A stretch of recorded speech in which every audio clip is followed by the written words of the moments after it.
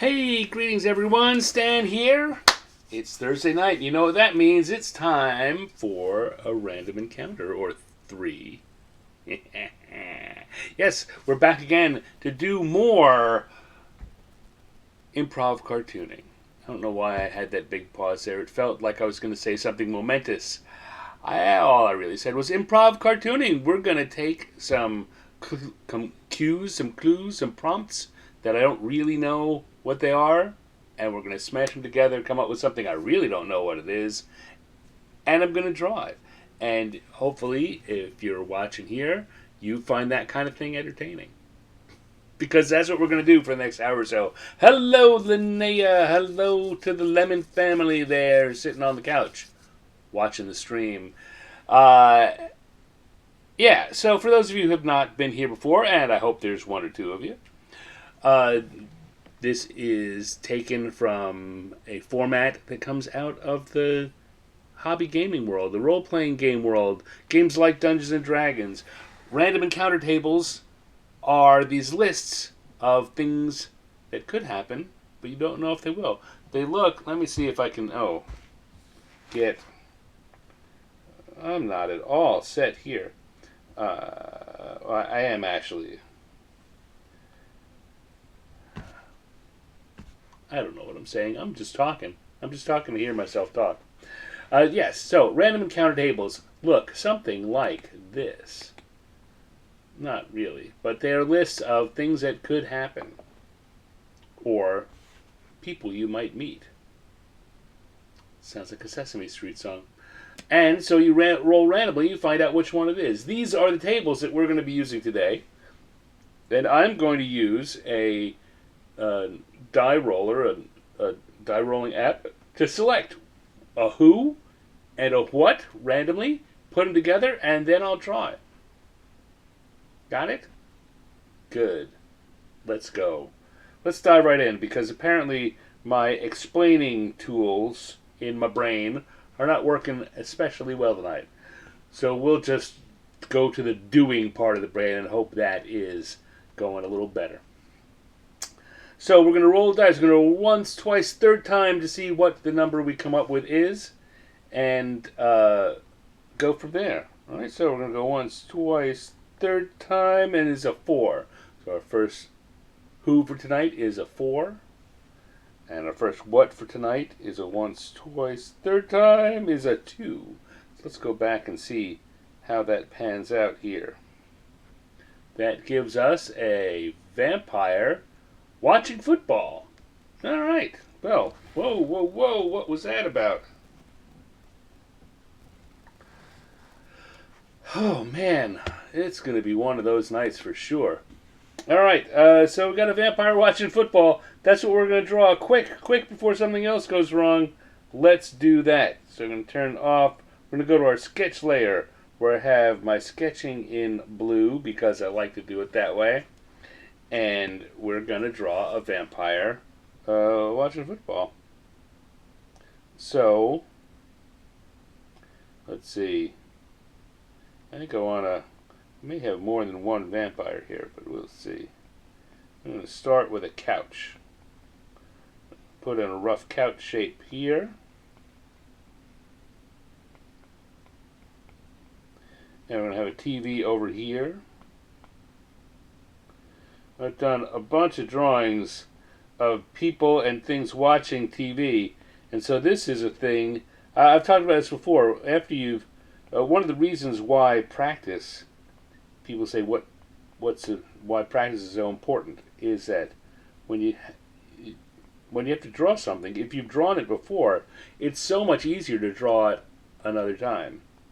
I've drawn quite a few drawings. In fact, one fairly recently with this basic layout. But let's see, we're going to have vampires, so we're going to have a vampire over here on the couch.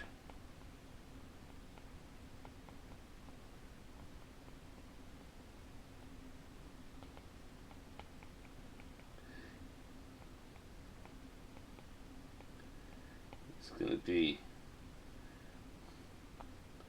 there. We have another vampire sitting here.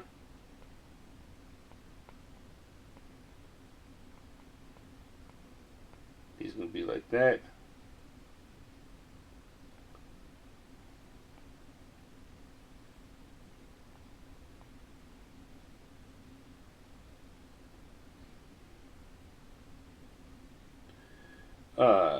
Let's see. I've got some ideas already going in my head, so I'm gonna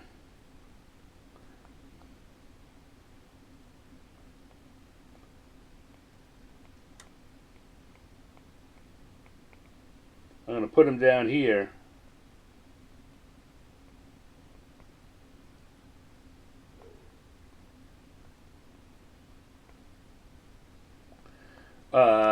Dale is here.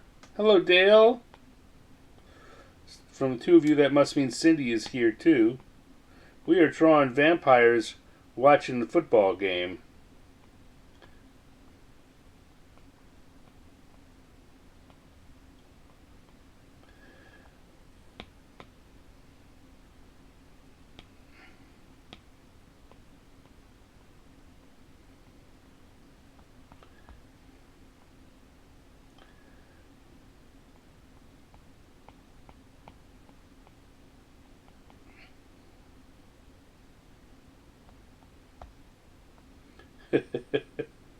And I'm not talking a lot because I have an idea of what I want.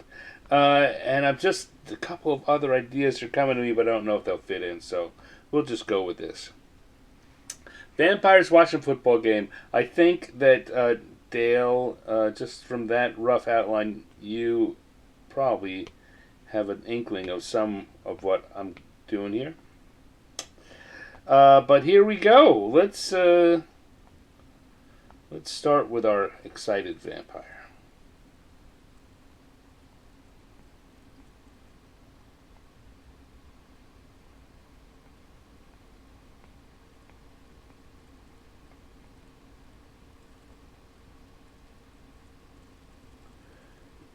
And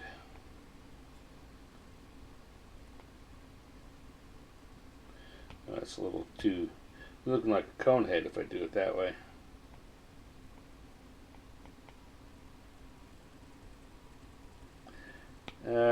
I had that hoo like he was going woo, but it wasn't really getting the emotion across that I want. We got a big comparison in the emotions of our two vampires here.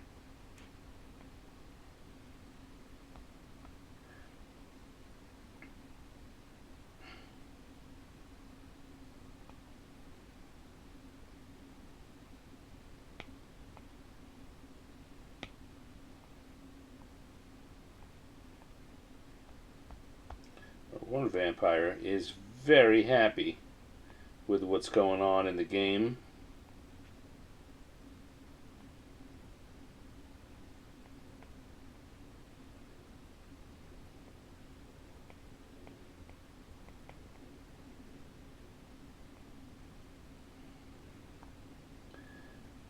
I was going to put a bowl on the side of dip or something there on the side of the table, but I'm deciding against that right now because it's blocking too much of what's happening here.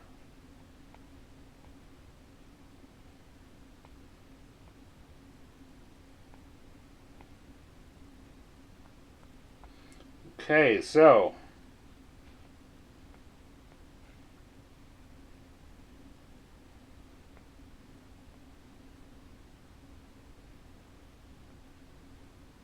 it's got a big foam finger up.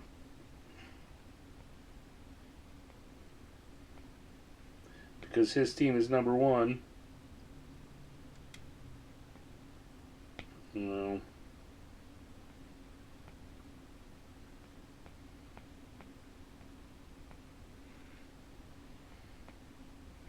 They're doing very well.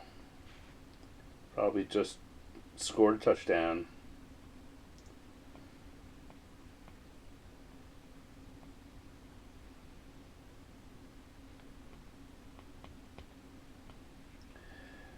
Again, as I was saying a little earlier, the more you've drawn something before, the easier it is to come in and draw it a second time. And in this drawing, I'm taking advantage of that in a lot of different ways. The shape of the couch and the TV to be one. The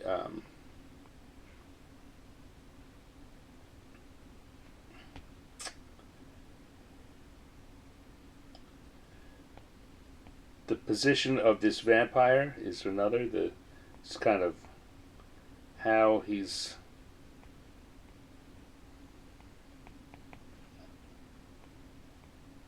how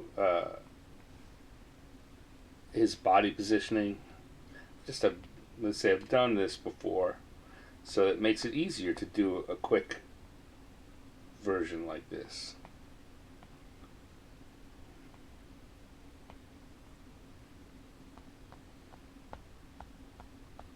Yeah, so that's a happy vampire. However, sitting next to him on the couch,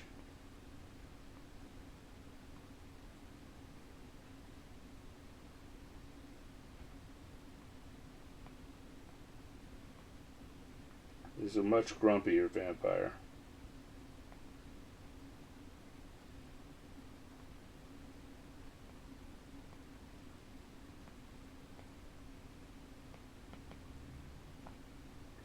And he has on his head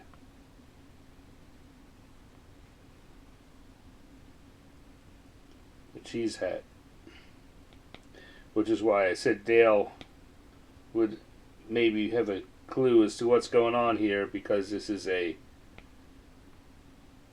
cheeseheads. This is you see, for Packers fans who are not having a very happy season, particularly recently. Those eyes aren't working out the way I want them to.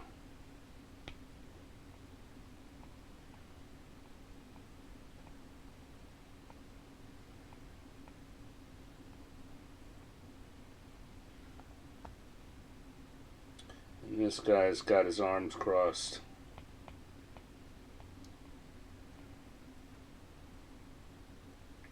Because he's really not at all pleased with how this game is going.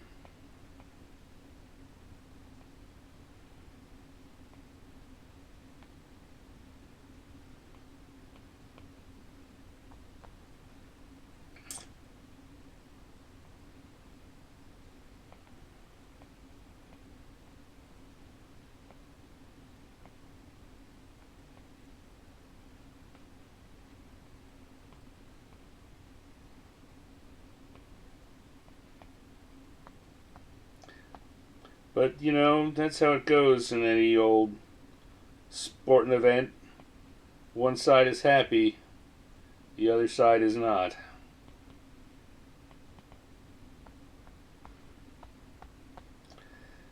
And so I thought a couple of other things I thought about putting in this, and if I were to go back and do this as a fully rendered piece, I would find a way to work them in, is I had that bowl of snacks. I'd find a place to put a bowl of snacks in this, and there would be something funny about them. Maybe they would be little actual fingers, like finger food, in the bowl. Maybe I'm also thinking I would find a way to give them some something to drink, because you know usually folks are having drinks while they're watching the football game. And you know, we'd find a way to work blood into it somehow.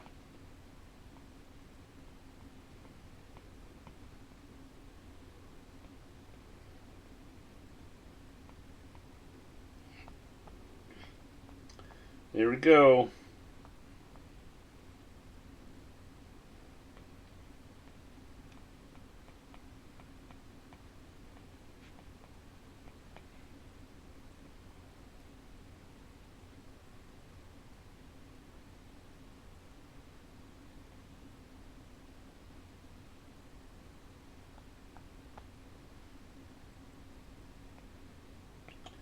Let's see.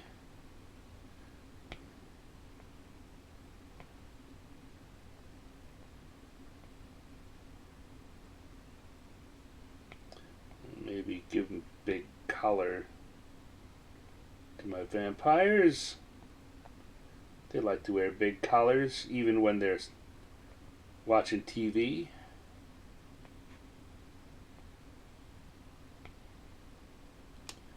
Here's where that whole kind of drawing the couch in doesn't work because I want the cape to be coming down behind him.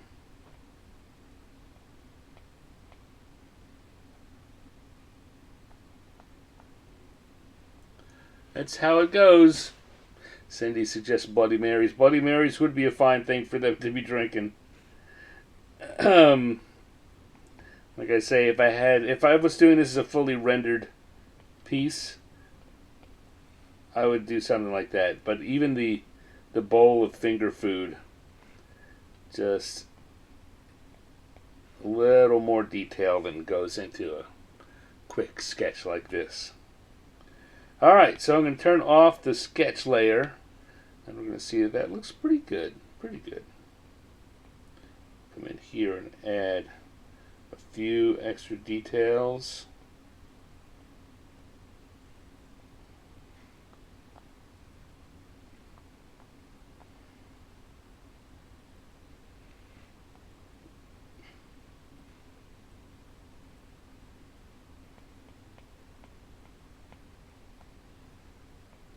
And say that looks good. Let's slap some colors on here, and go to the colors layer. Call it good.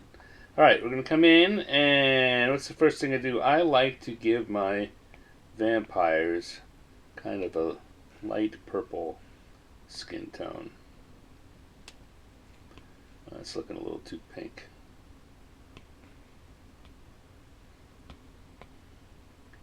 Go. Some people like to have them ashy white. Some people like to have them with kind of a greenish tinge. My go-to color is purple. I don't know why, or kind of lavender. I don't know why, it just is.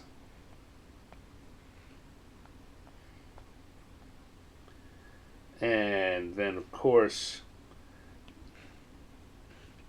there's going to be a lot of dark clothing in here.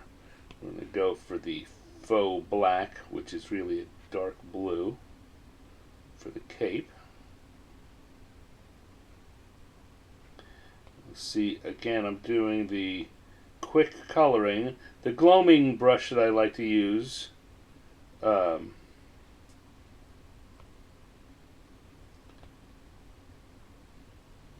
does a pretty good simulation of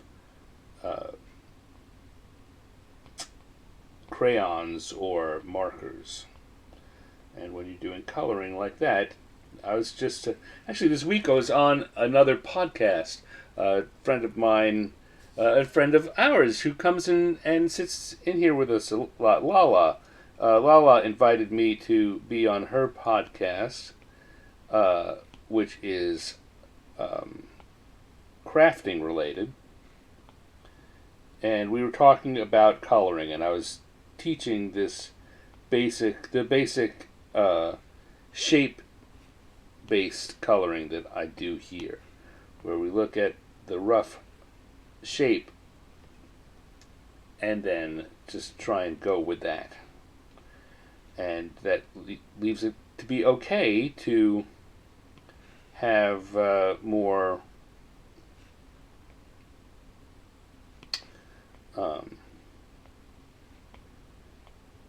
areas that aren't colored in. See how we don't fully color in that leg. We leave it open, but because I do one shape like this and one shape like that, it feels more complete.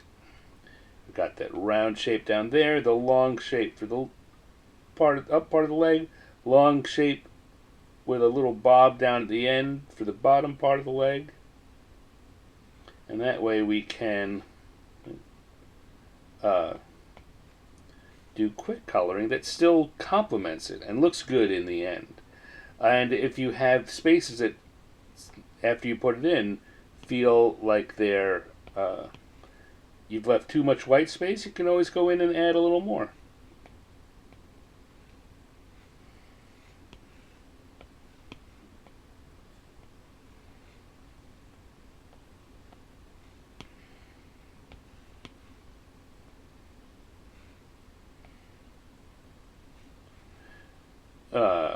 Let's see.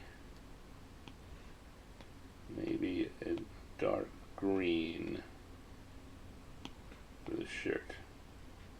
Going for all colors that are, we're not, although we want them to be wearing dark colors, and maybe in the goth world it would be all black. We don't want to actually have all black. We want to use variations of other colors that feel like they could be black.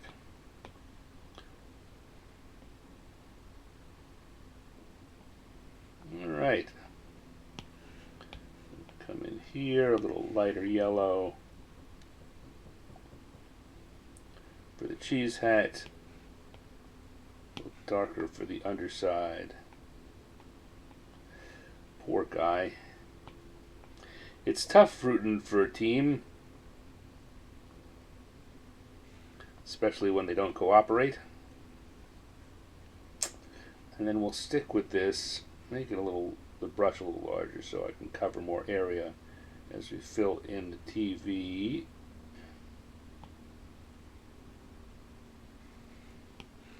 Go for a little darker version even as we do the stand so that there's a difference. Sometimes that's a good way to get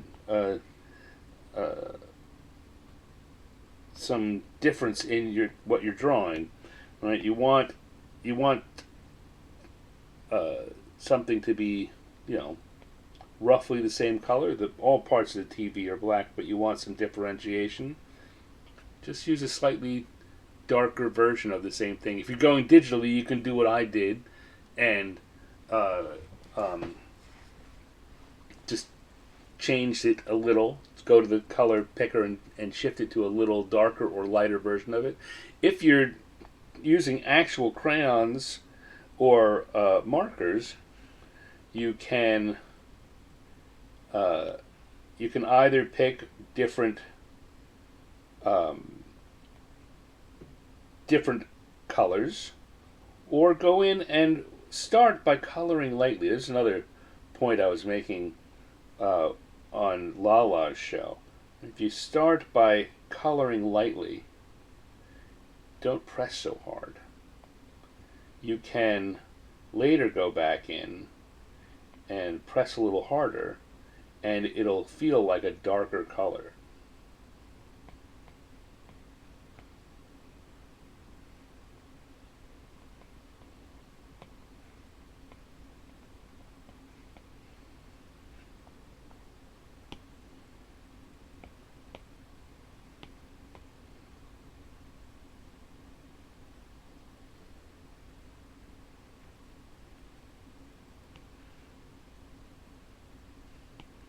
Go. It's looking pretty good. What am I missing? Oh, I gotta get the underside of those shoes with something. Maybe a brown.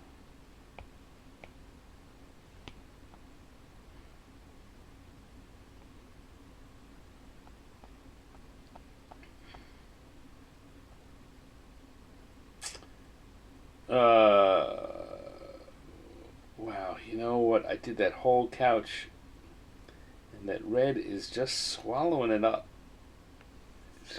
That's a color that's just asking for so much attention. And our vampires are all in such drab colors. I feel like, So what do you do in a case like that? You put the wrong color on. Well, I mean, it'd be very easy for me to erase it.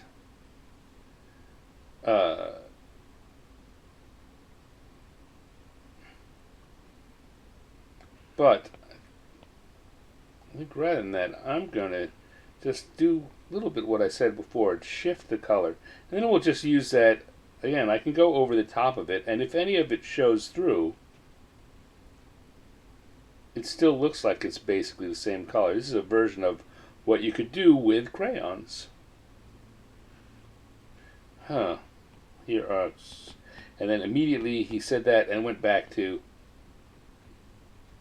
erasing. Because he can. I'm going to do a little bit of both. I'm going to use this to also play a bit of what we talk about with adding shading.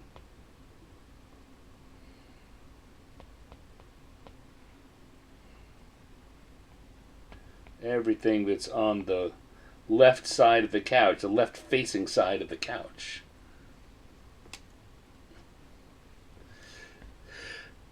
One mirror is flipped, one camera's flipped, the other one isn't. Give that, it gives a hint of a shadow and creates more of a sense of shape for the couch. That's much better. Wow, suddenly it's not eating up all the attention the way it was. Okay, looking good, looking good. I'm going to, but these colors still are very strong, so I'm going to turn the opacity down a little bit on them. Maybe 10%? 15 is going to be too much. Yeah, that's too much. It's just 10%. And we have some vampires watching football. Oh no, we're not done yet. Who am I kidding? We gave that to the cat. We gave that little bit of color shift to the couch. We got to give it to the other things. And the main characters too, at least a little. So we're going to add a little shadow hint on the undersides.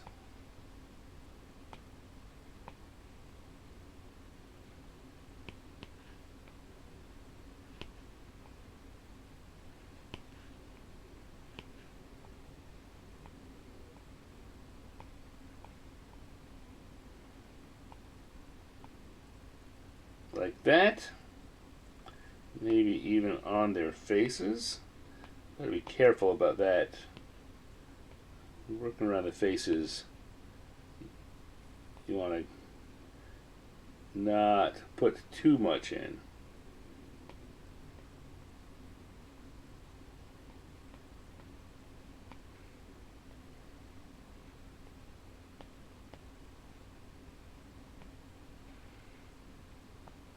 There we go. Oh, I think for sure on the foam hand.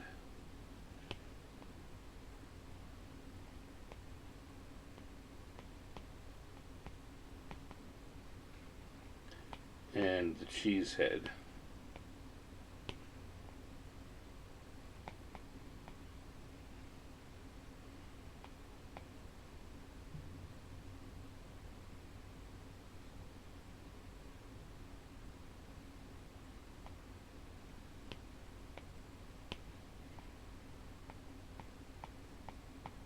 There we go.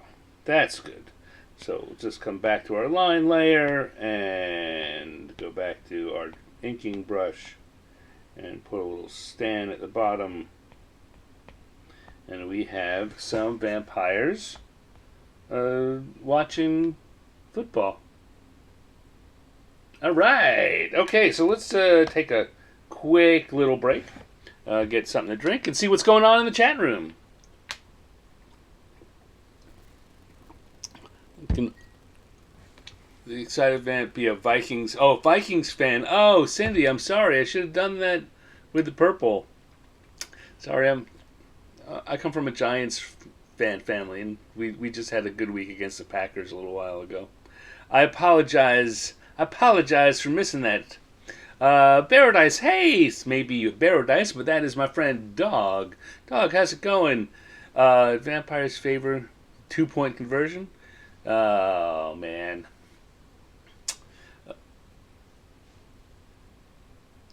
I'm not even going to go with that. And then the Crafty Visage. Hello. Thank you for joining. Crafty Visage is someone I met on Lala's feed last time. Holy Toledo, that's not what I want to see. There we go. Come back. Come back, come back. Why is it doing that? I've had a little bit of tech issue today. You may notice that the layout is a little different than it is usually, and that's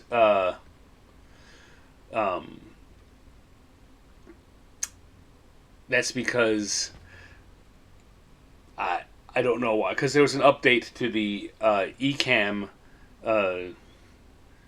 program that I use to stream with this, and it affected how my iPad comes in, which is why the layout is a little different, and why things may be working a little strangely. I think that when all this is done, I'm going to have to spend some time going through the update and seeing what it did. Hey, Dawn. Crafty Bitch says Dawn, yes. And Dawn has joined us here on the channel, and I'm very appreciative of that. It's very nice to meet you on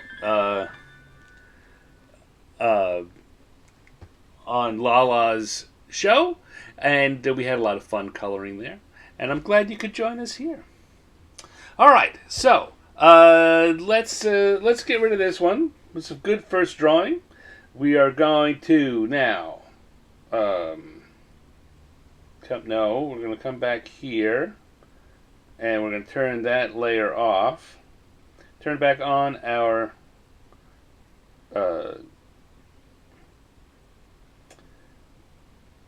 random encounter tables, and we're going to go back. We're going to roll another one and do a second drawing. So, here we go.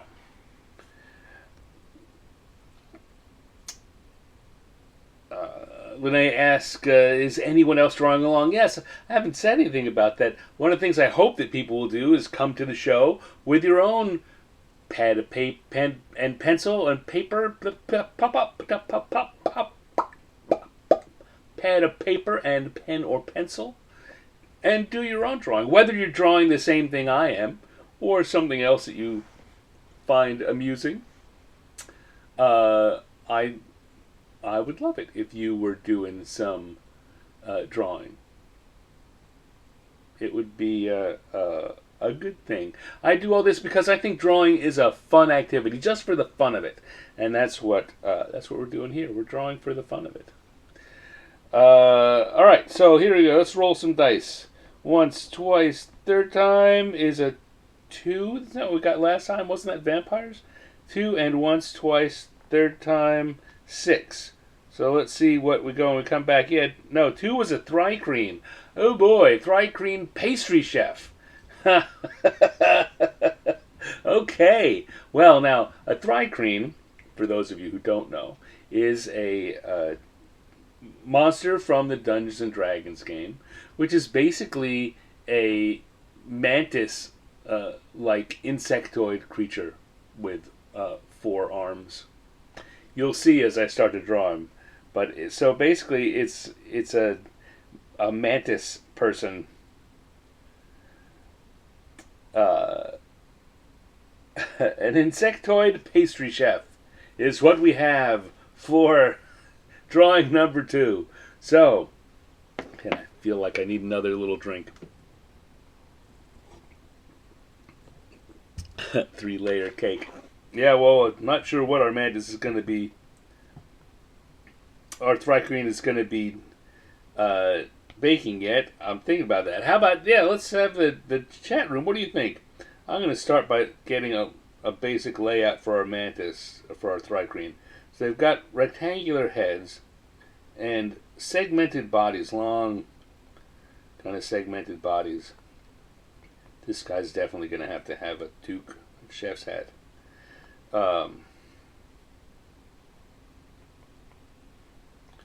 What should our Thri-Kreen be baking or making? Get that a little smaller.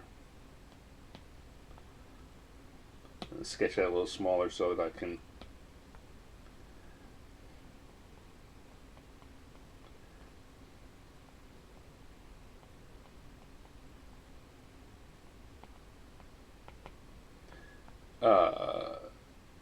So right now I've got all the arms going forward, but it doesn't have to be. We could have the Thri-Kreen doing different things.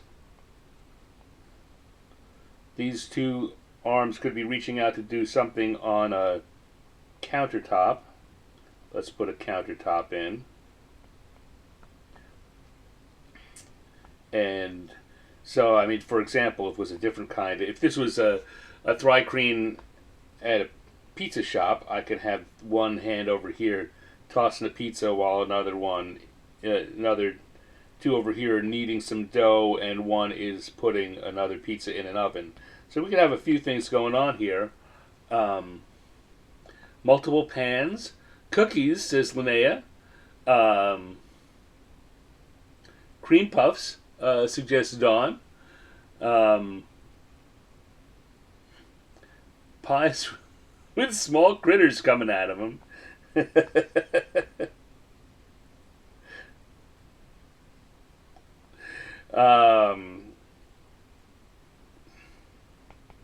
Let's see, since that arm up in the air, we can give a big baking sheet with cookies on it over there. We can have these hands be holding a pie,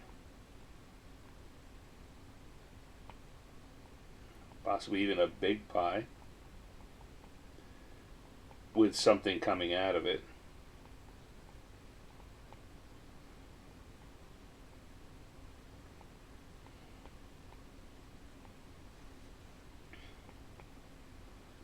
And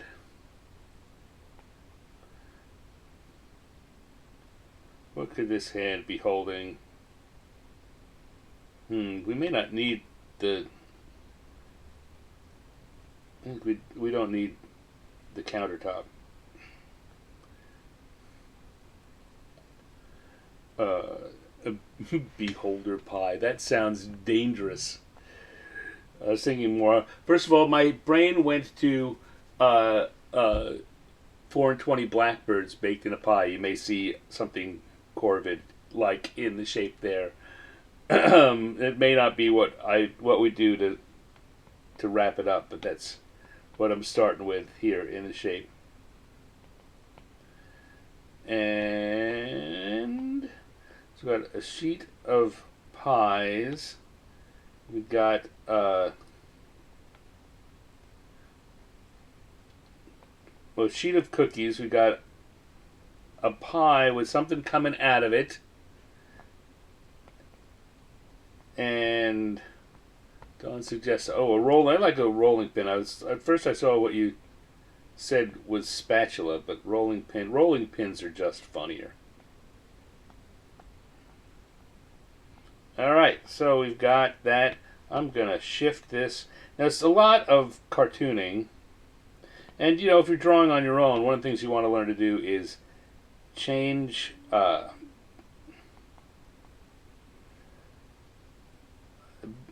be mindful of the positions you put things in, right? If I could just have them standing there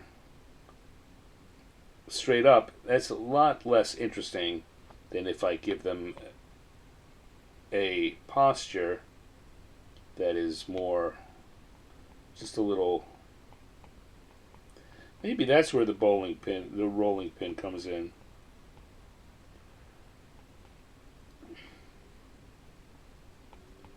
Make that the front leg. Oops.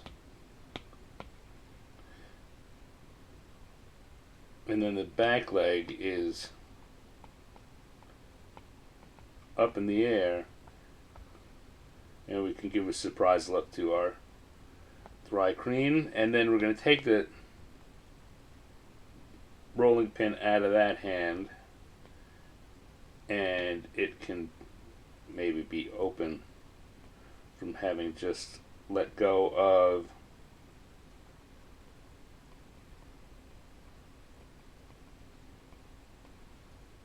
maybe a pitcher of milk or a pitcher of something.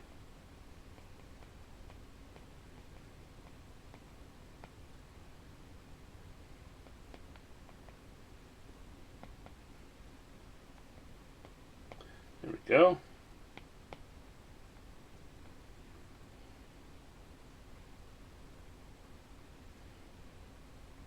That's looking all right. The 10-eye filling is a dangerous part of the beholder pie. Yeah, you got to be very careful with the beholder pie which slice you get. Really changes your how you feel about the meal afterwards. All right, so I'm going to take all this and I'm going to just make it a little bigger and move it into the center of the page. It's another nice thing about working digitally is I can do little sketches, and if I like it, I don't have to redraw it. I can just take it over, move it out, zoom it out a bit, and there we go. We've got a sketch. Okay, so that's a good layout. Let's do some drawing here. I'm going to draw the crap out of this. So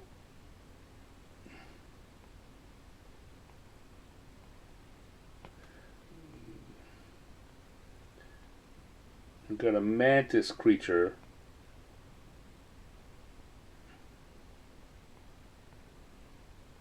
Again, while I put those particular eye stalks in before, they're not really going to be that way because they've got segmented eyes.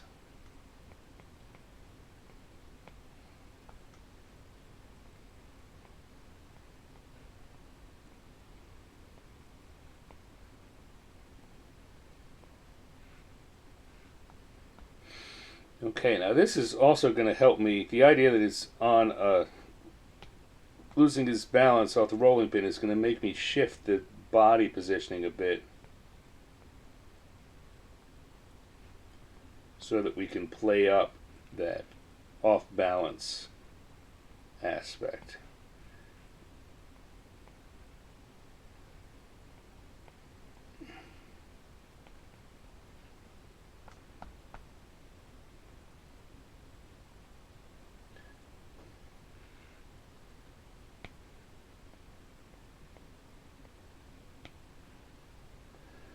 Okay. And we've got little segmented arms.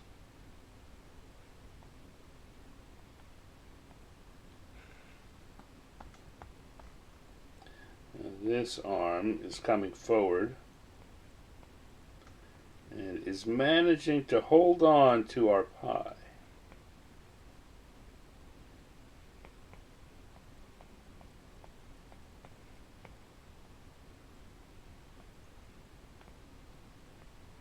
Still not sure about what we're going to put in that pie. I'm going to look back up to the chat in a second to see what you guys have said and maybe take some extra inspiration out of there.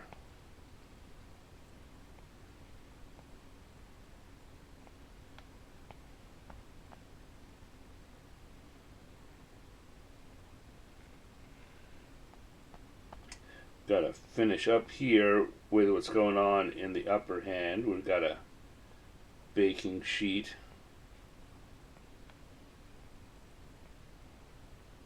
With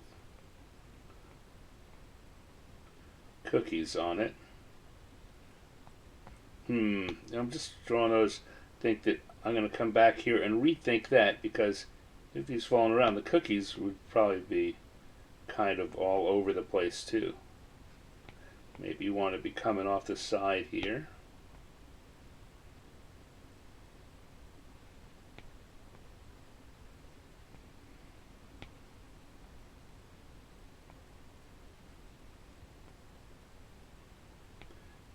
So little details like that really, I'm looking at that and doesn't surprise me, but I'm realizing that by making that choice, this really helps to sell the idea that this guy is falling. And suddenly, that whole area looks more in action.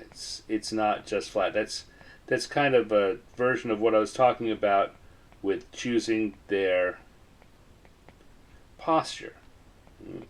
By putting the cookies in action, by changing the posture, if you will, of the cookies, it helps the whole thing feel more wild, more in motion.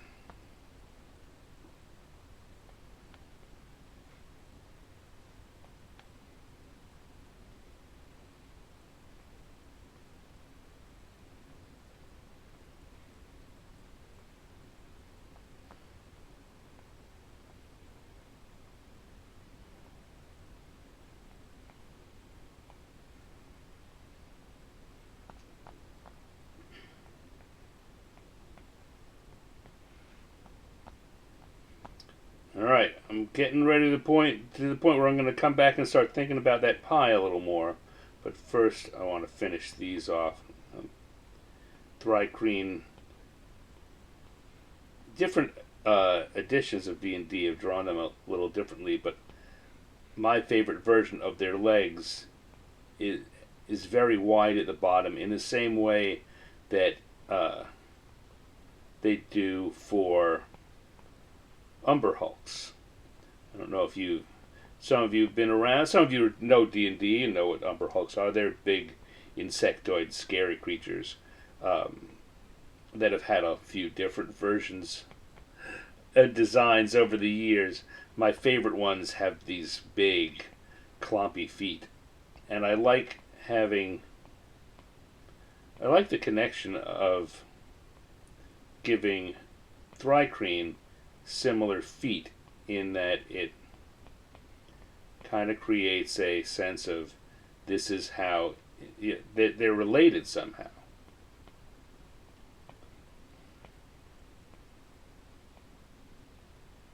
There we go.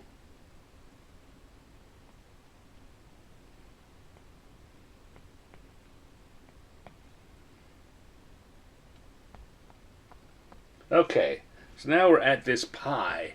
We're at the pie. What are we going to put in the pie?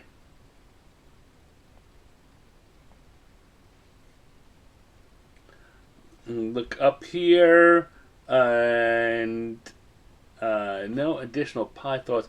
Goblin pie, I see up top. Linnea says, I like pizza. I like pizza too. Alright, so we're going to have a little creature coming out of here. And I think, for lack of an idea that is grabbing me more, we're going to have it be a blackbird. Has, fairy tale connections and D&D connections. So it's really like a baby kanku.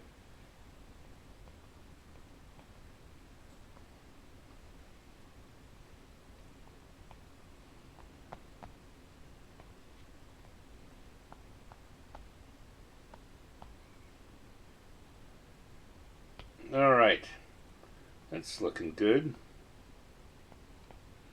I think. Oh, you know what I want to do here? I'm gonna go back into the sketch layer and I'm gonna add something in here. So on the sketch layer, I'm gonna say that I want to give the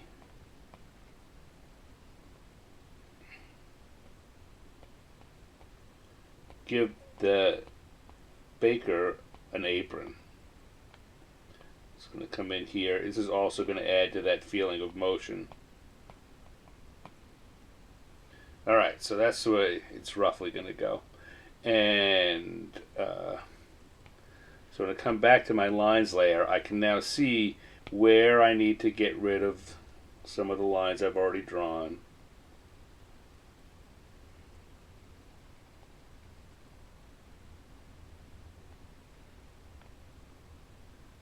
And then if I go back to the black, I can put in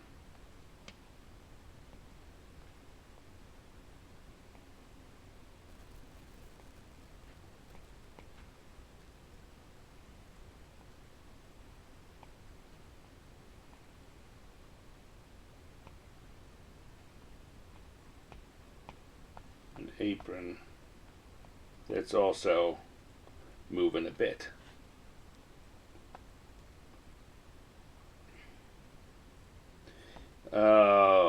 If I were to do this again, if I were to render this fully, I might take the apron and instead of having it right now, the apron's coming off and doing this, right? It's just going in front of him.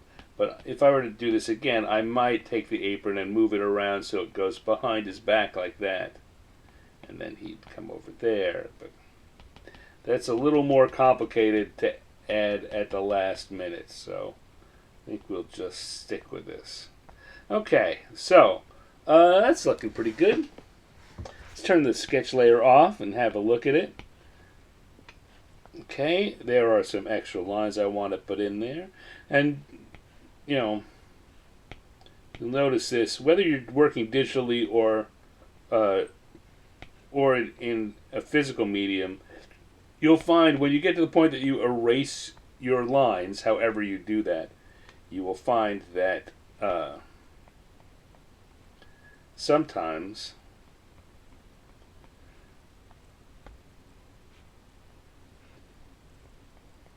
the underdrawing of the sketch was adding a detail that you lose when you get rid of the sketch, when you either erase it or turn off that layer. And that's all right. I mean, that's nothing. You shouldn't get worried about that. That just means you go in and you add a little extra something to what's in the final drawing. It's also a good thing in that it teaches you something, so that the next time you're drawing this thing, or in fact drawing anything, you can have a better eye for knowing what needs to go in, and maybe you can remember or think to put it in beforehand, and when you turn the lines off next time or erase the lines next time, it'll look even better.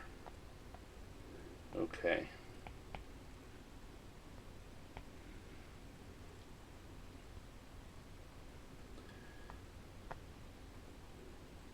There we go.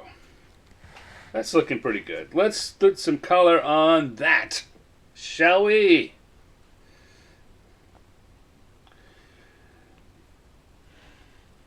So our Thri-Kreens are very often kind of a brownish, orangish, insectoid kind of color. So I'm going to start with an orange and then move this around to find maybe something that's not so bright orange. Go back to our gloaming brush again. And here, it's a little tougher to do what no, on the wrong layer. Always make sure you're on the right layer. A little tougher to do the coloring style I was talking about with a creature like this because their limbs, their bodies are so segmented into small pieces. I guess on the one hand it's harder to put it in. On the second hand, it's easier to just have that naturally happen, because you've got to stop and draw each segment on its own. I think I'm going to come in here with a second color in a minute. But I'm going to start by putting a base layer of color in.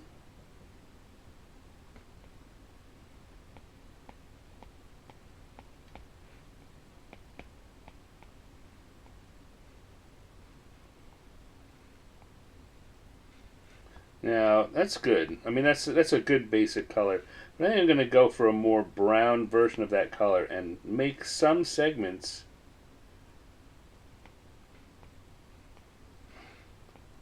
just that other color. So like all the rounded parts of our Thri-Kreen are the more orange parts, and our more stick-like parts, or longer, thinner parts, I'm going to use the brown.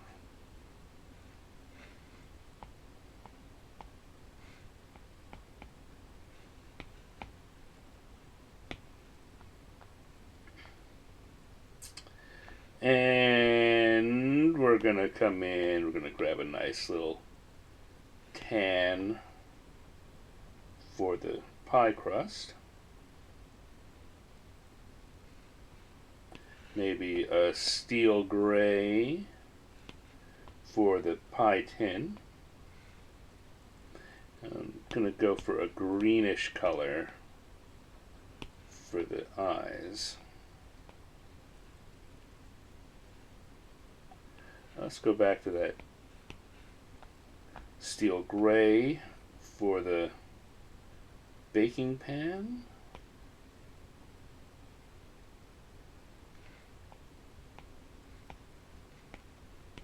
darker version of it for the shaded areas, so to give it a little sense of depth. Let's go back to that same color that I used for the pies. Let's use those for the cookies. I like when I'm doing these drawings. Cartoons are simplifications, and so I like to keep that in mind when I'm doing coloring. I like to reuse the same colors if I have things that are of similar color. Notice with, well, I'll get into that in a second. There's no reason you have to do that, certainly. Cartoons can be colored just as complex, just a complex way as anything else. In fact, that is one way to help them just feel a little more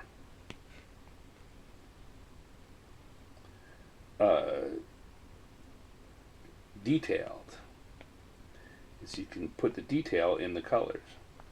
But there's no reason that you have to do that. So what I was about to say was, you may notice in the thumbnails that I'm doing for these podcasts, I'm very often putting the main characters in full color and then doing the background as basically monotone. It's one color, just different intensities of that color. In fact, I'll when I finish this, we'll go back. We'll take a minute and I'll show you what I'm talking about. Okay, let's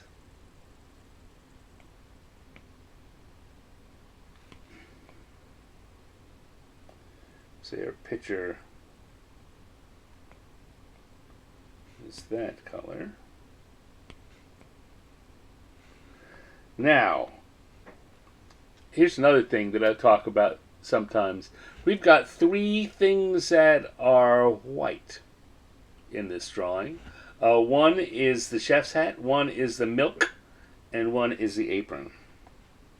And I would really like it if the chef's hat and the apron looked like they were one color, but the milk looked like it was a different color. Just a different shade of white, right? Not all whites are the same. And we've talked about this before, and the way you do that is by picking which color the shadow in it is going to be. So on the chef's hat, I'm going to pick a light blue, which makes for it looking like a very clean, pure white. Add that in there. And also on the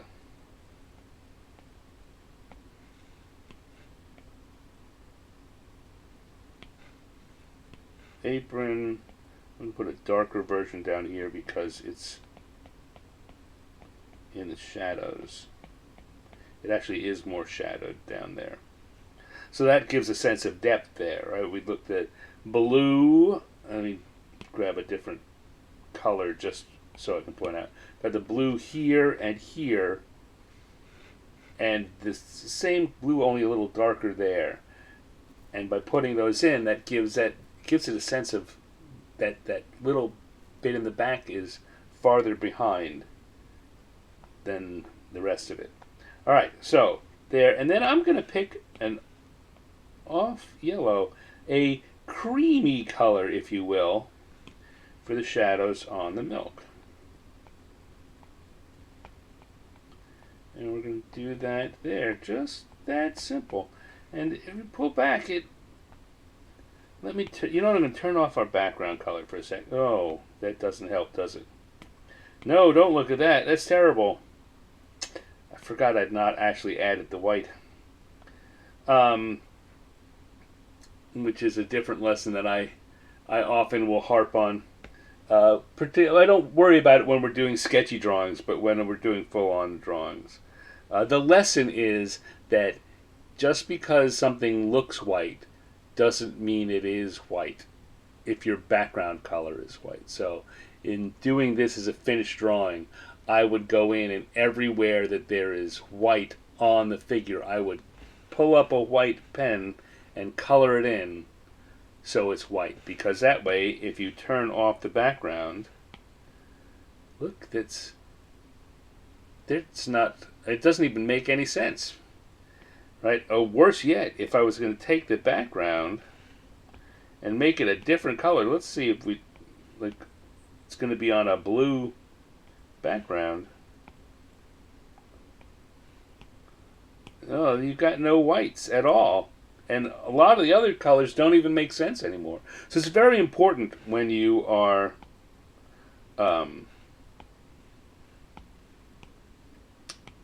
when you're doing work digitally to remember that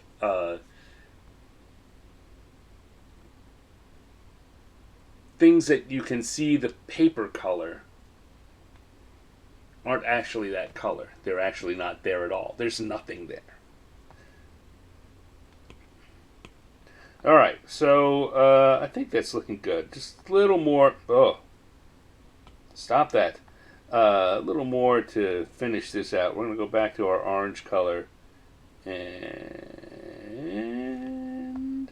get a little darker color so we can add those shadows that I like to put in for a sense of depth.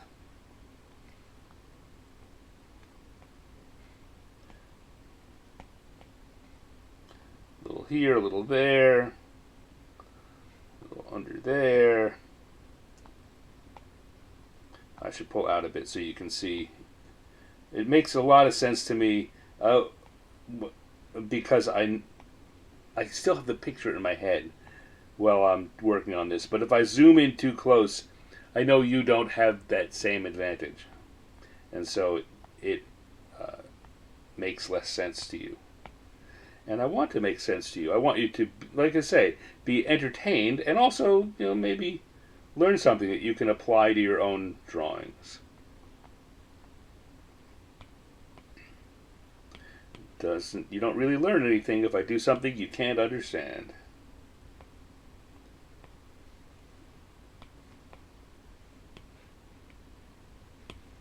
I'm doing that same thing here, taking a slightly darker version of the colors we already have, and I'm just, adding it in to give that sense of depth. If you're working with crayons or any physical media, you can do that by either selecting a different but similar color or just pressing harder to get a darker version of the color you were already using.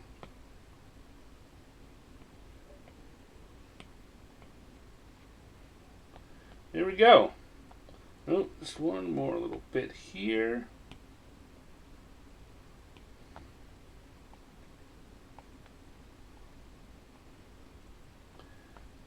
And I think we've got,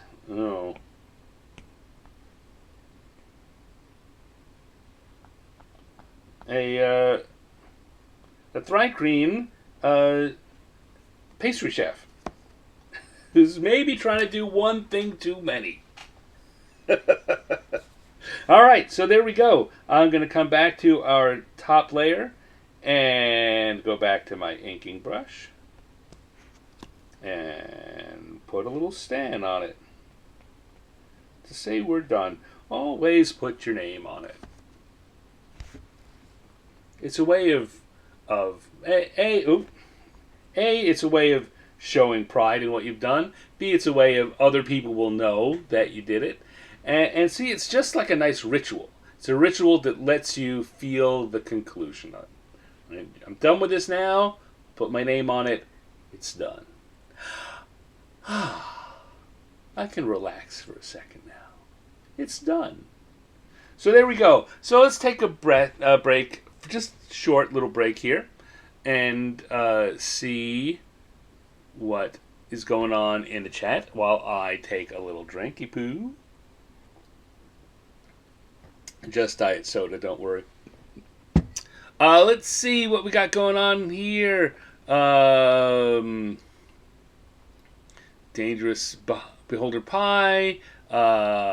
Ed's movement. I guess you're talking about. That must have been about the same time that we were adding the cookies. I'm gonna guess because I think those really did add a good sense of movement to the whole thing. Uh, Paradise says those wide feet remind me of the superheroes who had big stompy boots. Yes, yes, and so Paradise and I, when I was in college, when we were college age nerds, were played in a very long term superhero role playing game together. It spanned 8 years, I think. And I drew a lot of characters for them. And I remember a few of them had those big stompy boots that you're talking about. Stiltman, to go to Marvel Comics, Stiltman definitely had big stompy boots. The Mandroids had big stompy boots, too. Love the expression on the Blackbird. Yeah, well, what am I doing here? How did I wind up in a pie? I love the irony, says Dawn, of the blackbird in the insect pie. Yeah, that's one of the things that appeal to me about it, too. Insect looks surprised. Maybe. I see what you mean about the lower legs. Okay. I'm not sure what, but I'm glad you could see what I meant. I said a bunch of different things, so I don't even remember what I said. Oh, Dawn says, fantastic. Thank you very much. And Roger's here. Hello, Roger. Welcome, welcome. Glad you could make it. All right, so we've had two now. We've had our I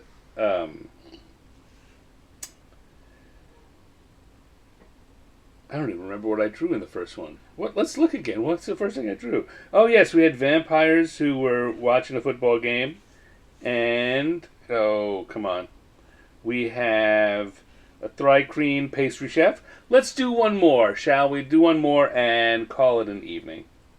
So I'm going to turn off round 2.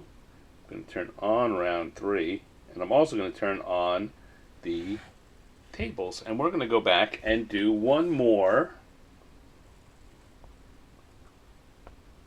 bit of die rolling. All right.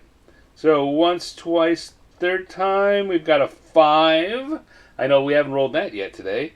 And once, twice, third time, we've got a 1. I know we haven't rolled that today, so let's see what we got. 5 and a 1. A 5 is an elemental, and 1 is Santa's lap. Sitting. Now, I wasn't sure when I put that down whether it was going to be someone sitting on Santa's lap or someone being Santa's whose lap was being sat on. So, we've got an elemental, and Santa's lap are our cues here.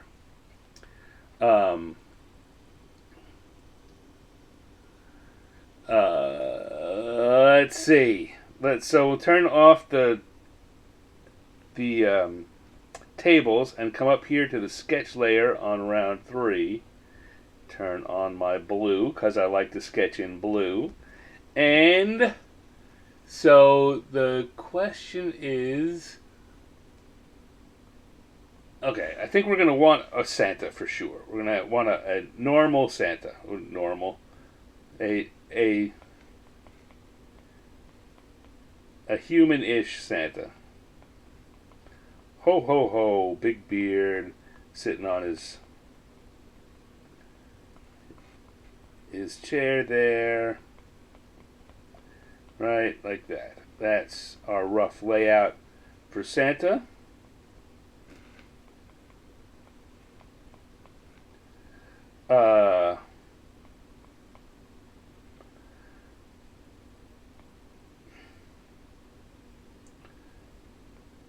Maybe zoom in there. So sitting on his lap, let's do a little circle just to represent the elemental to begin with. I'll tell you, the first thing I'm thinking of is a fire elemental, and Santa's on fire. And Paradise said, hopefully not a fire elemental. Well, okay, so if it's not a fire elemental, we also have water elementals, and I mean that would be. I think a water elemental would be funny if it was a multi-panel comic because it would look. We could have the next person. So instead of drawing like that, we could have the elemental walking off here, all happy with a toy, and next could be a little human kid who could be saying, "Santa peed his pants." But this is not a multi-panel comic, so that joke is not awesome.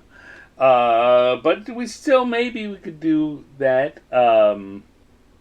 We've got air elementals, which are usually represented by some kind of tornado. If we had that up on his lap, we could have Santa's beard flowing off like that. Just everything blowing around, and could be boxes flying in the air around, maybe an elf hanging off the back of the chair. So that's got possibilities. And then let's back out of that one more time. And if this was not an air elemental or a fire earth, an earth elemental, no real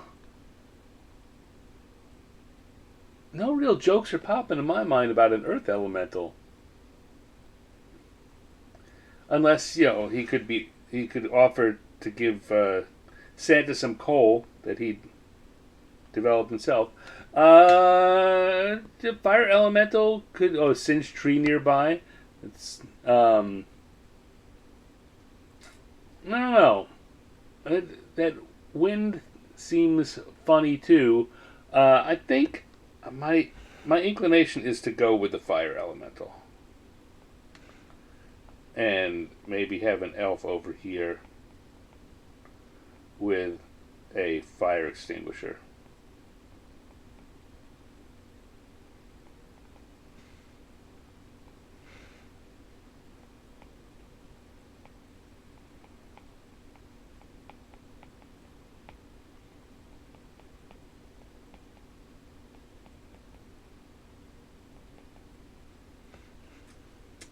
So, yeah, let's do that.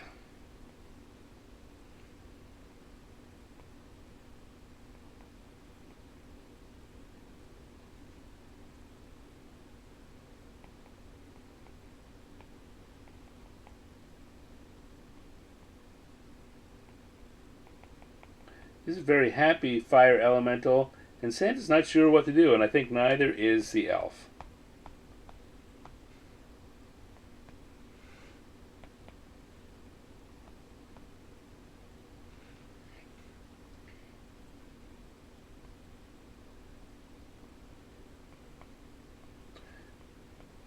Okay.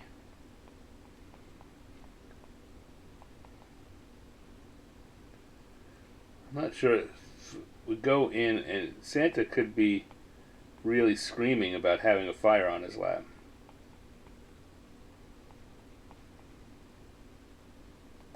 With his hands up in the air. I like the idea of the elemental being completely oblivious, though.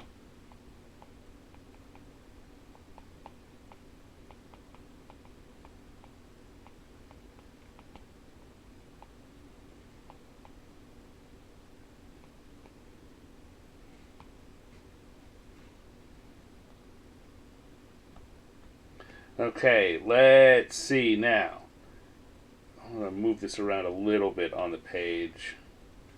The elf is far off on the side right now, so let's move him up there just for the sake. And this is, again, one of those nice things about working digitally. I don't have to redraw something. I can just move it around a bit. We do that, and then we go back and we grab the elf.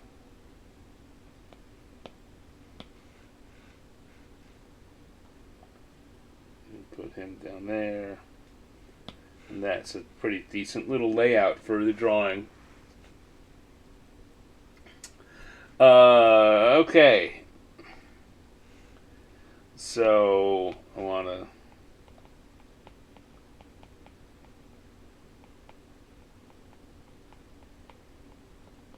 just change the posture a bit. We're talking about posture earlier, and so if I change it around,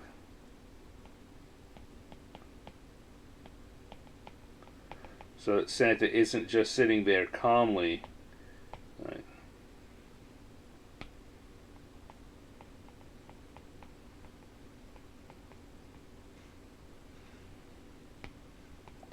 That helps it a bit. Okay, there we go.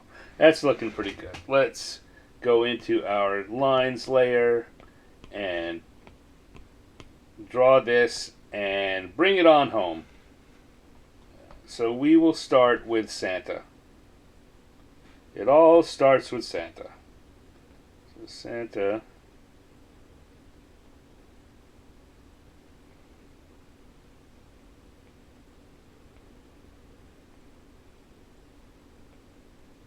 Now, as you might guess, Santa is a character I have drawn a lot before, so I've got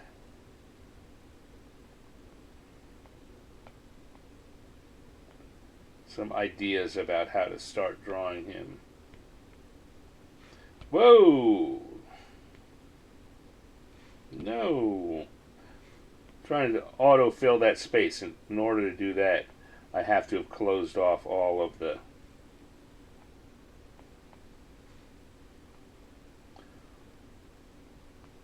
lines.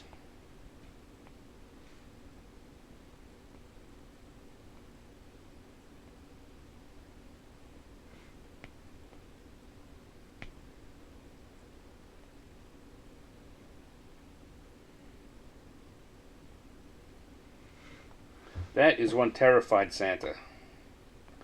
I've drawn Santa a lot of ways over the years. I'm not sure I've ever drawn Santa that terrified.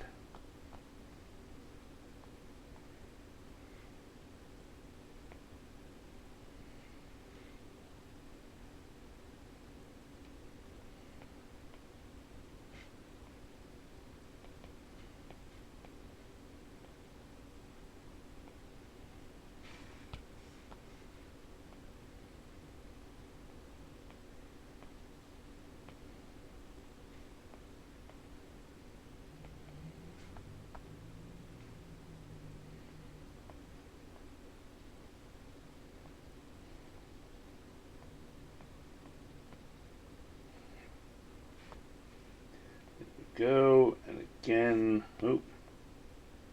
Well, no, that's going to go in front of the...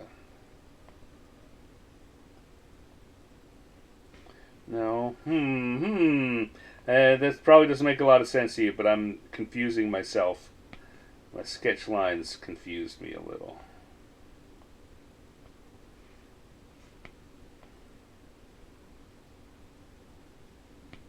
Just decide and be very clear on what is in front of what.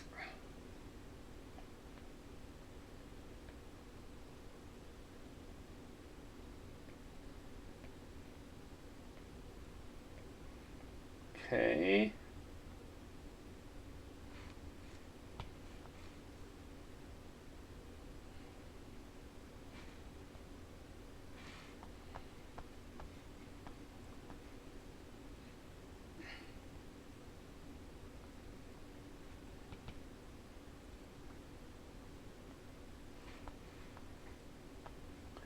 Santa is terrified.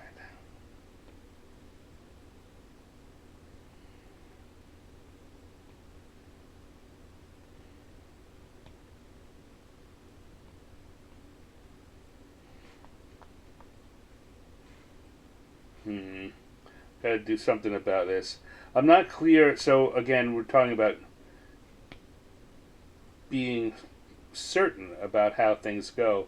I've got Santa here, and I need to get the idea that he is sitting in his chair, but he's also kind of leaning back in terror. So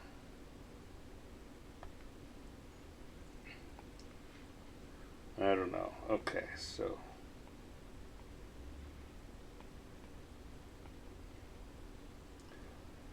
you know what?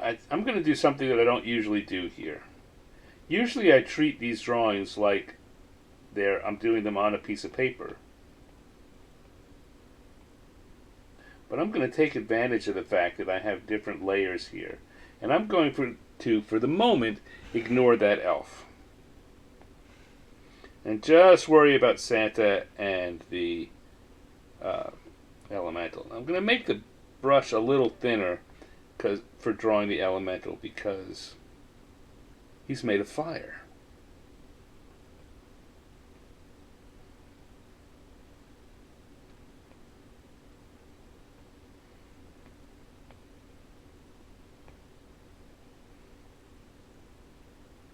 And I want it to have a wispier feeling than Santa himself.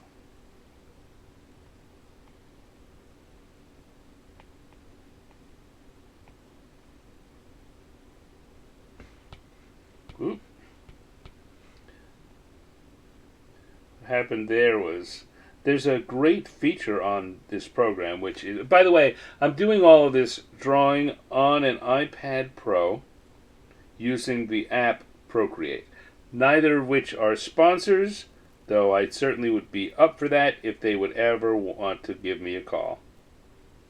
One of the great things about Procreate is that if you draw something that's like a circle, it will snap it into being a regular shape. Same thing, draw a line that's kind of straight, it snaps it into a straight line.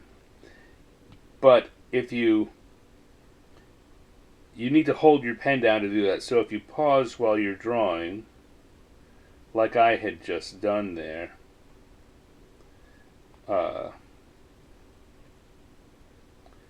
that function will sometimes kick in. And that's what happened. No, it's not right. I want to draw. There we go. So that the fire elemental has little flames licking off it in places. No, that's not right either.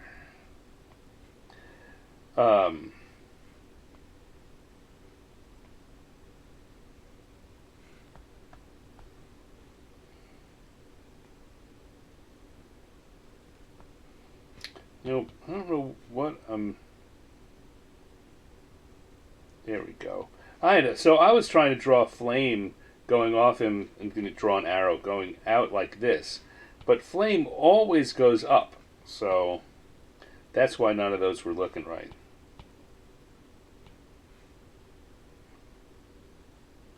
But if we do this there, that does look right. Okay, so make the brush back a little larger. Finish off Santa's legs. And finish off Santa's chair. And there we go.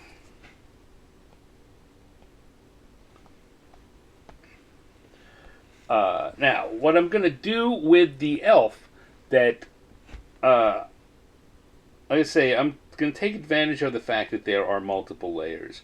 And this is how I do a lot of my finished drawings like this. I'll put,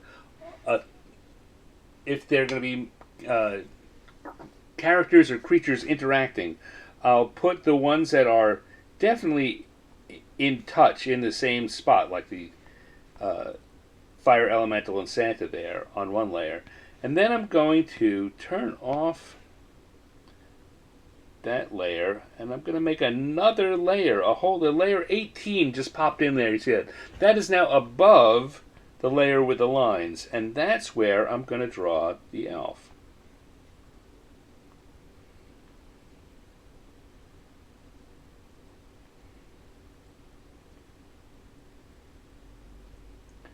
And then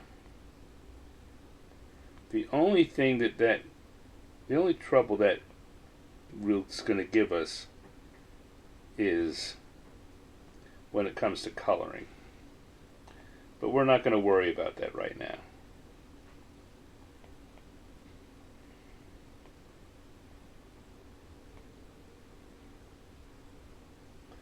Our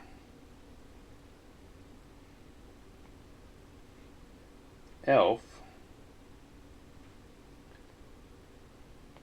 is holding a fire extinguisher.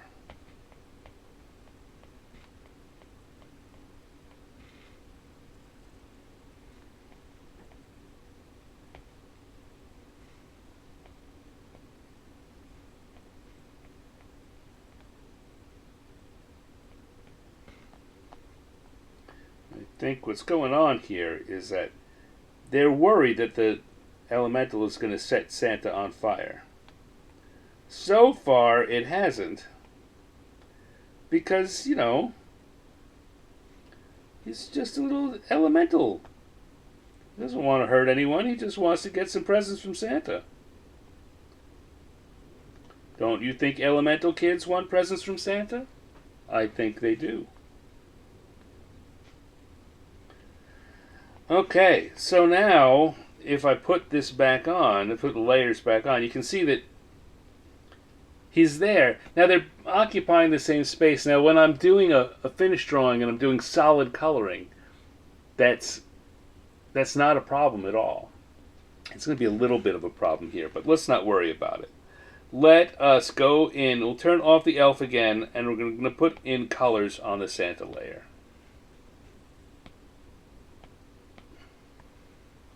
So we turn off the sketch layer. Oh yeah, no, I want to come back to that lines layer. That's what I was talking about earlier. See what's missing or what's not coming through the way I wanted it to, or where I didn't erase lines I wanted to. And I'm going to add a few extra lines here and there.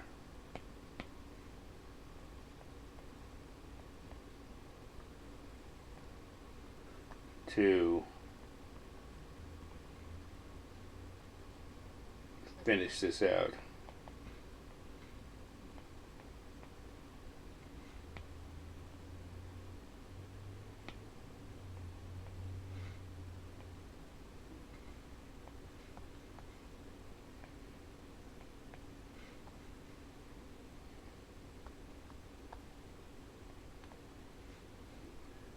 Okay. I don't know if you're seeing what I'm seeing, but these just help to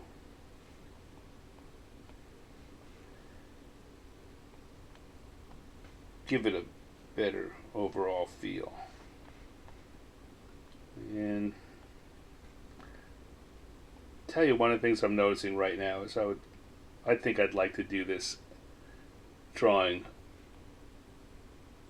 again in a more filled out way. I'm liking what's going on. I'd like to put more detail on Santa's chair. I'd like to make it look just a little more decorative. The way Santa's chair might be decorative. Or certainly is if you go to sit on Santa's lap in the mall. They've got it all fancy schmancyed up.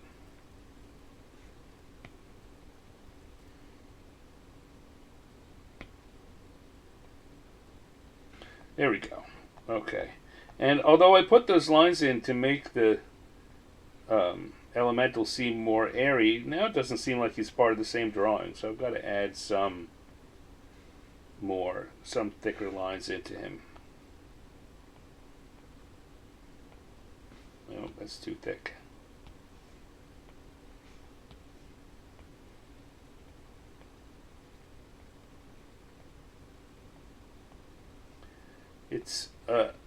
It's not important how thick or thin you draw any particular lines or all of your lines. What's important is that in the end things look like they go together. You can make any decisions work. do it any way you want, but in the end you need to look and you need to stop and look at what you've done and say, like in this case, that elemental just looked like it wasn't, it didn't look like it was made of fire in the same drawing. It just looked like it wasn't in the same drawing. All right, here we go. Good. Whew, oh, a lot of chat. Oh, Lala's here. Hello, Lala. We were talking about you earlier and saying very nice things. I'm not going to stop and catch up on what's going on in the chat because, we're so late in the hour and I want to finish up our drawing. I'll come back at the end and have a look, though. Okay, so let's go to our colors layer now. Again, go to that gloaming brush. Gloaming. And we're going to start with a red for Santa's outfit. Because we start with things that we, like I always say, start with a line that you're confident in. Start with a color you're confident in. And we're going to use that shape technique that I talked about on your crafting show, Lala, to create some colored in areas that have a sense of depth and shape. And we've got the knee and the lower leg.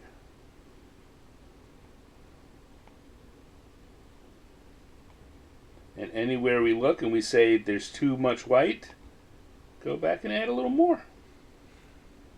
All right, and then green for the mittens.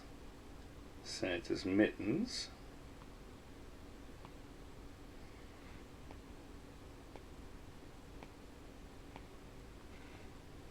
I'm going to come in with that dark blue, fake black for the boots. I thought about making the boots actually black, but that would have taken up too much visual impact. All right, we're going to go for that kind of pink Caucasian flesh color for Santa.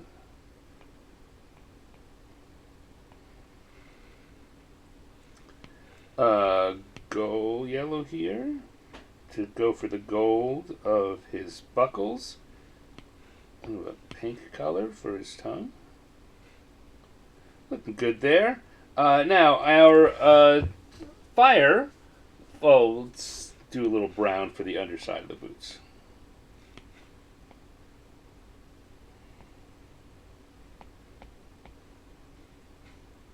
And the rolled over top of the boots. All right. Now, fire, very often we color fire red or yellow or orange. I think normally your first instinct is going to be red, at least here in the U.S. But red on red here would not look great, so I'm going to use a yellow. I'm not going to make it quite as bright or quite as strong as the yellow for the gold. So it's different, but we're going to then use red and orange highlights to increase the feeling of flame.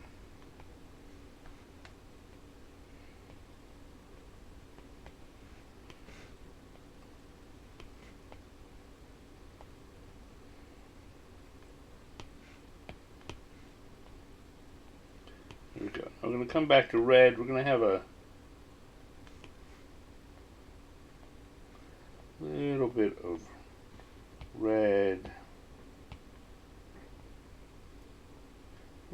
Treat red the way we would a shadow in other, other characters.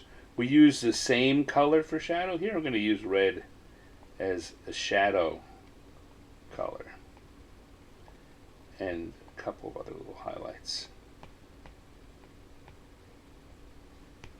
And then we're going to come in with an orange, very bright orange, and also add a little bit of that here and there.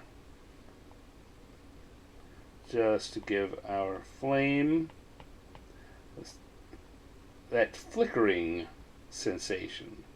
It's not just one color, it changes its color.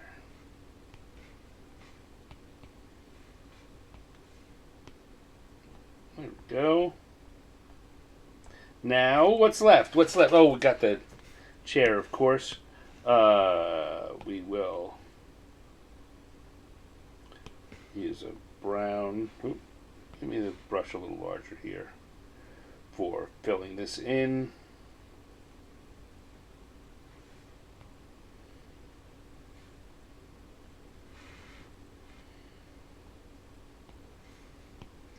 A slightly lighter version of that on the sides that are facing front.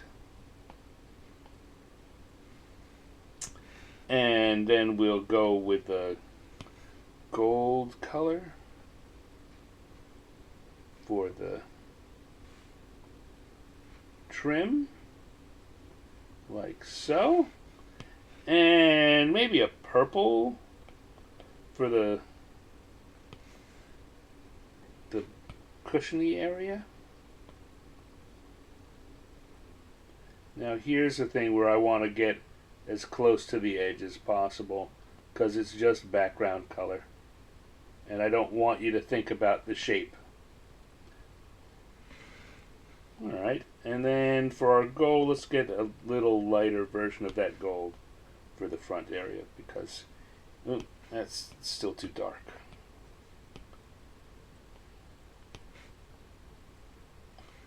There we go. And then we've got two things that are white. We've got Santa's beard, and we've got the cuffs are both white. We'd be okay if we made them both exactly the same, but I think that I'm going to make the cuffs, smaller. Give them that blue to give them a very white feeling. And I'm going to go for a gray on Santa's beard, so it has more of a feeling of being a gray beard.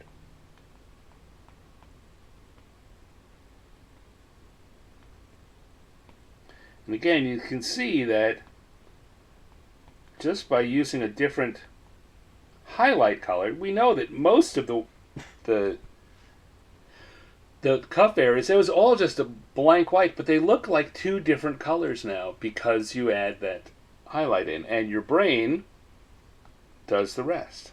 Okay, so that's Santa and the Elemental. Now what about our elf? Let's come back to our elf, our poor little elf.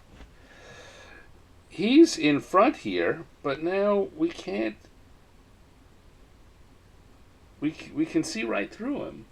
And we know from, remember we had that problem with the Thri-Kreen, when I turned the white off, you could still see through all those parts, right? In fact, let's forget about the elf for a second and see how that works out here for us. If I turn the white off, the background white, you can see that there's a whole lot of this which is just nothing. It's needing the paper to fill it in. So that's fine. But if we have our elf in front of him, like this, and we try and do the same thing, all this area here that's floating over Santa, there's not going to be a white background to it. We're going to see Santa's colors through the elf. So the very first thing I need to do, I didn't really intend to do something this complicated, but such is life. We're going to do it. We are going to turn off Santa. We're also going to turn off our background color. And I am going to use the white here at full intensity. I'm going to fill in the shape of the elf with white. And we can see there. Hopefully this is, I hadn't planned on this, so I'm not sure how this is going to look for the screen. Hopefully you can see what's going on here. I can see the black line above the gray background, and I'm filling in the whole elf with white. Doing this quickly because it's probably not that interesting.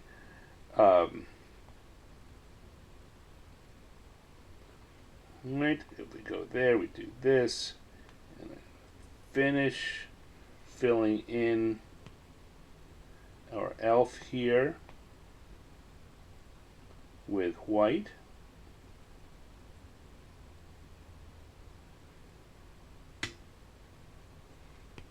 There we go. The elf is now completely whited out. Why did I do this, you say? Well, I'm about to show you, because now when I turn Santa back on, or if I turn the background color on, you can't really tell. But if I turn Santa back on, you can now see that you don't see through the elf to Santa anymore.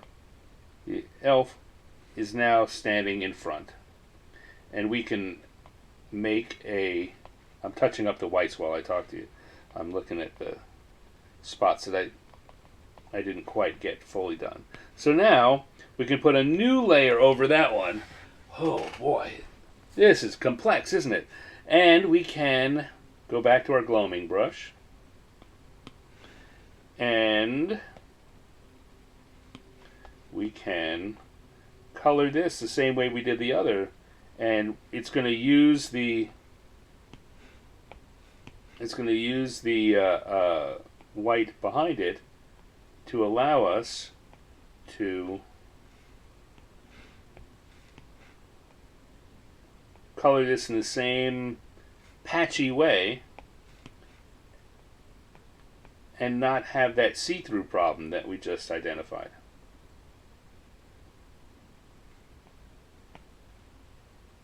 There we go. Our elf is going to have a very dark ruff and a less dark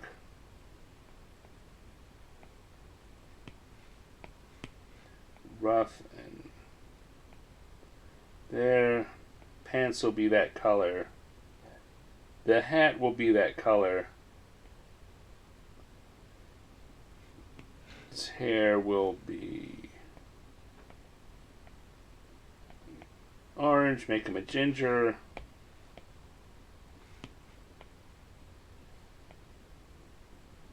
Like that. And we can... how did that happen? We can come in here. I haven't given any shading to anything on this. Got very complicated, except the fire. The fire's the only thing with shading. Alright, so that's one more thing to do, and then we'll wrap this up. We'll drop some shading in. Starting with the elf, since we're already working on the elf. Little shading.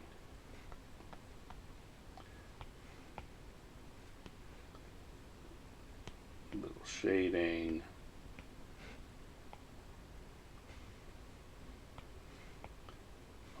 Even the lighter green gets a different.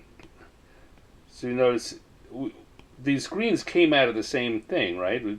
The light green and dark green were already mostly the same, but because they are different intensities, I'll use a different image, a different color to shade them, and it helps to accentuate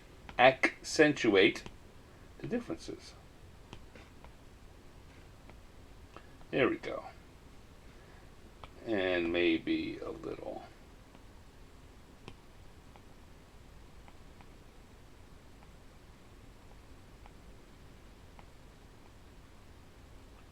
Color there. There we go. That's looking good. Now I'm going to take those. Right now I'm going to take all those layers. I'm going to group them so I can easily now just turn the whole elf on and off together. I'm going to turn off the elf and come back to Santa and quickly do some shading on him. Go darker red. And here's another area where that shape idea comes in, right? By putting that look over here on the left, putting that shade in a curve, I'm giving the idea that the belly is curved. I'm helping to accentuate the idea that he's got a belly like a bowl full of jelly. And same thing on the arms. If we come in on a little bit of a curve, we give the idea that the arms have shape. That's the kind of thing that you add by doing this.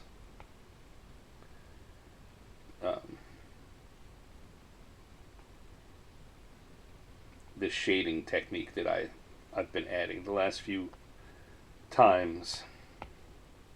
I guess I've been doing it a long time. I've been talking about it the last few times.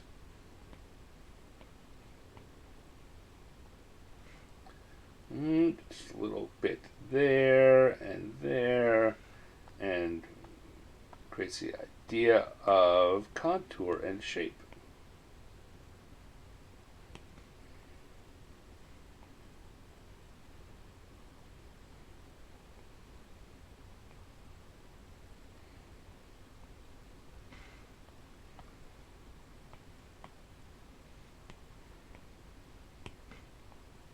Even there in the tongue, just that. Look at. Just look at the difference that makes. We've got a flat pink tongue.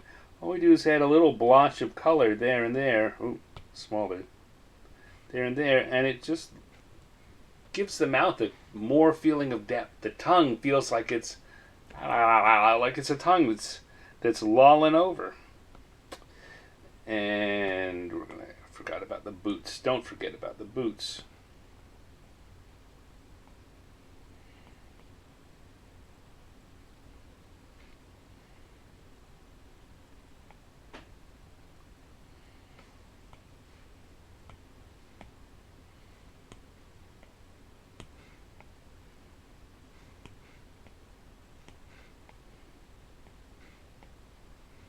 Okay. I wasn't, I talked before about wanting that to feel flat, but I don't want it to feel completely flat. Right where Santa's up against it, there's definitely going to be some shading.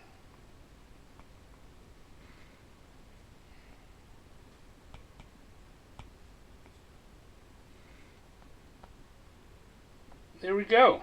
And now if I turn the elf back on,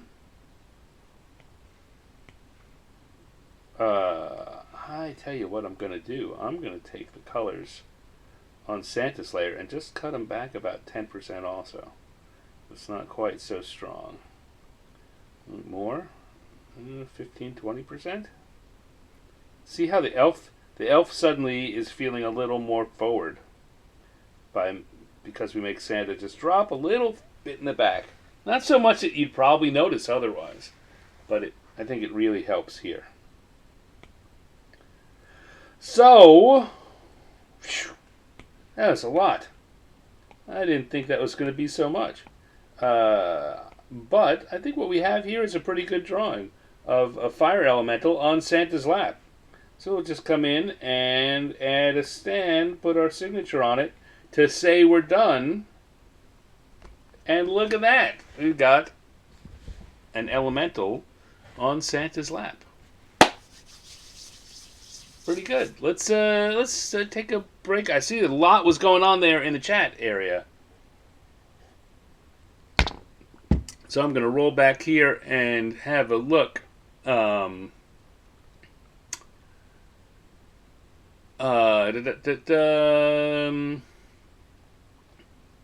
was. Roger came in before we started. Okay. Fire Elemental, we talked about that. Singed Tree, that would have, if I was having a full drawing where I did a background, there would definitely be a Singed Tree.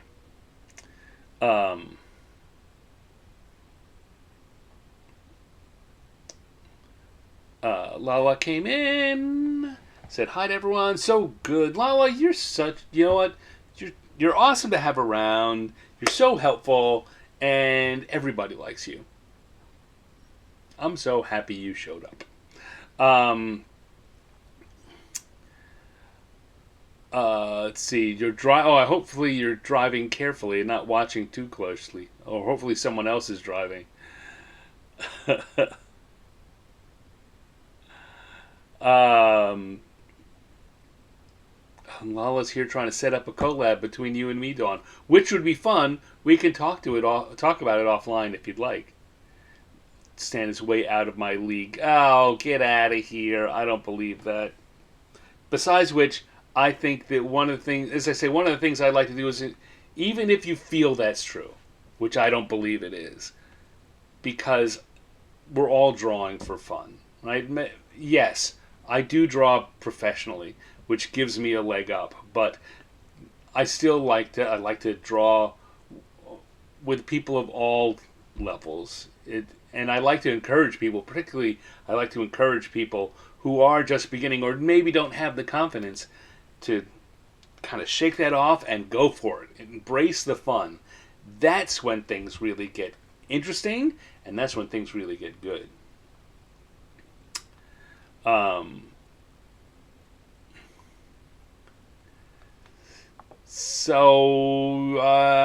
yes, lots of us people are saying lovely things, but I'm not going to repeat them out of you know my own humbleness. I'm both humble and lovable. Uh, for those of you who remember, that's also what they called Shoeshine Boy on the Underdog show.